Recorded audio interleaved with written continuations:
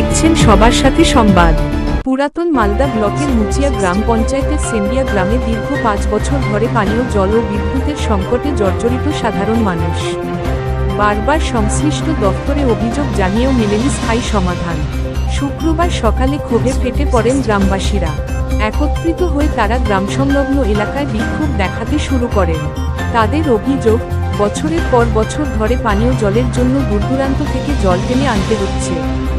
একই সঙ্গে বিদ্যুতের অনিয়মিত পরিষেবা গ্রামবাসীদের নিত্যনৈমিত্তিক জীবনে চরম অসুবিধার সৃষ্টি করছে।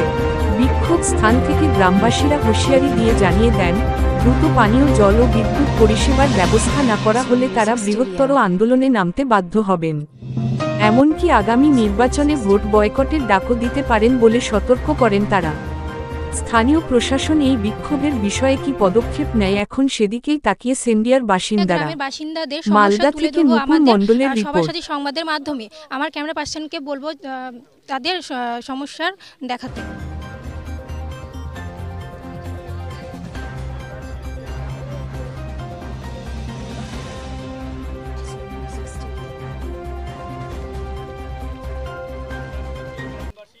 পুরাতন মালদা মুচিয়ার অন্তর্গত সিন্দিয়া গ্রামের বাসিন্দারা প্রায় 1 বছর ধরে জলের সমস্যায় ভুগছেন। তাদের বক্তব্য কিছু আমরা শুনে নেব। তাদের সমস্যা কি? আপনাদের সমস্যা কি? হ্যাঁ, আমরা জলের সমস্যা আমরা 1 বছর ধরে জলের জন্য ভুগছি। আমরা জল পাই না। নদীর জলের জীবাণু। আমরা প্রধান পঞ্চায়েতকে সবাইকে জানাইছি, বলে হ্যাঁ দিব দিব, যখন ভোট আসে তখন বলে দিব দিব, কিন্তু পরে আর আমাদের দেয় না। আমরা জল চাই। আপনারা কি বলবেন? আমাদের এখন জলের প্রয়োজন। আমরা জল চাই। আমরা 3 টাইম জল চাই। আপনার নাম? পুষ্প মণ্ডল। আপনাদের সমস্যা কি? সমস্যা হচ্ছে আমাদের এখানে সেন্দিয়া গ্রামবাসী আমরা যত আছি 1-150 ঘর লোক আছি, আমরা এখানে জল পাচ্ছি না। পিএইচসি জলটা দিচ্ছে, সরকার বলেছিলেন 24 সালের মধ্যে আমাদের সব জায়গায় জল দেবে, অতএব আমরা জল পাচ্ছি না। কিন্তু কেন পাচ্ছি না? আমরা অঞ্চল থেকে কেন বঞ্চিত? কি কারণে বঞ্চিত? আমরা কি অপরাধ করেছি? সরকার আমাদের মমতা দিদি সবাইকে সব কিছু দিচ্ছে, অথচ সে পয়সা দিচ্ছে, সব দিচ্ছে, অথচ আমরা জল পাচ্ছি না। কেন পাচ্ছি না? লাইটের কোনো ব্যবস্থা নেই, জলের কোনো ব্যবস্থা নেই।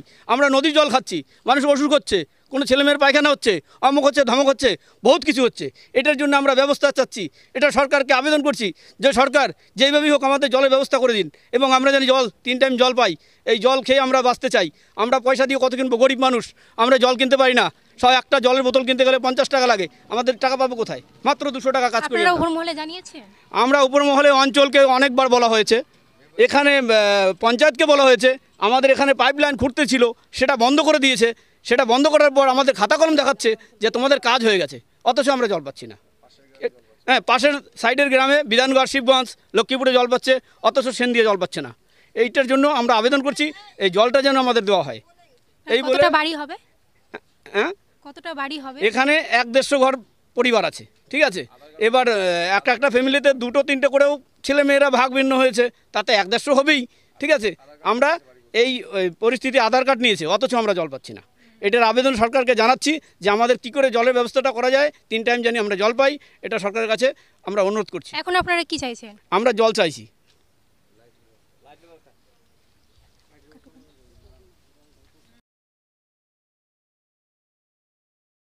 সাবস্ক্রাইব করুন এরকম নিউজ দেখার জন্য।